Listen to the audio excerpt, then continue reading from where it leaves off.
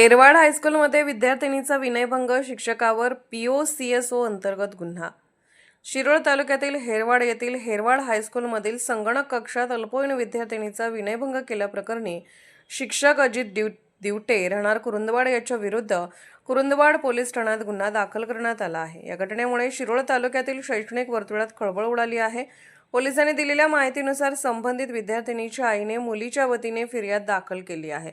त्यानुसार 23 जून 2026 रोजी सकाळी 11:30च्या सुमारास हेरवाड हायस्कूलमधील संगणक कक्षात हा प्रकार घडल्याचा आरोप आहे।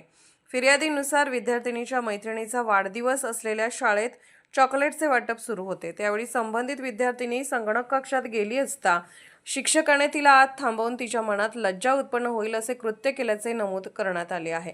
या घटनेनंतर विद्यार्थिनी घाबरलेल्या अवस्थेत घरी गेली। तिने घडलेला प्रकार कुटुंबियांना सांगितल्यानंतर तिच्या आईने कुरुंदवाड पोलीस ठाण्यात तक्रार दाखल केली।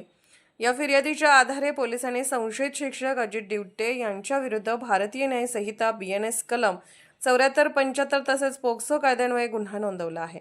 या प्रकरणाचा पुढील तपास पोलीस उपनिरीक्षक जीवन पाटील करत आहेत। या घटनेमुळे शाळांमधील विद्यार्थिनींच्या सुरक्षिततेचा प्रश्न पुन्हा एकदा ऐरणीवर आला असून या प्रकरणाची सखोल चौकशी करून दोषींवर कठोर कारवाई करण्याची मागणी पालक व नागरिकांकडून होत आहे। Bureau report SR News 24 Kurundwad.